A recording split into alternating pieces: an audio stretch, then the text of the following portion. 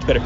Hey, we're at the National Hardware Show, checking out some of the cool things at this year's show. We've done the RinseKit before. You guys heard us talk about that last year. Now they've got the RinseKit pod. This is a little bit smaller. Now this handles 2 gallons. This is 1.5 gallons, but you're going to get complete 1.5 gallons water out of this. Now the way this works is you hook this up to your city water. You hook it up to the spigot, and you're going to be able to fill this up. It's going to fill that 1.5 gallons, and it's going to put the pressure, whatever that pressure is from city, it's going to be going in there.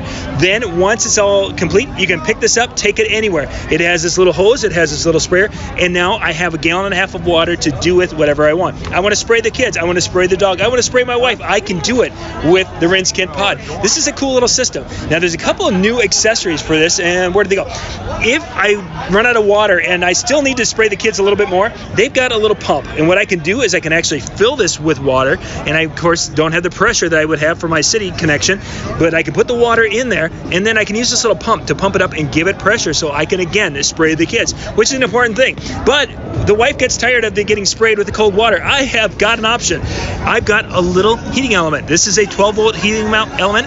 I'll be able to warm that water up a little bit for if you need to take a quick shower, what have you, whatever you want to do with it. But there's some accessories for the RinseKit pod. We'll put a link in the description below so you guys can go check this out, but you can go out to RinseKit.com and find out more information about the pod.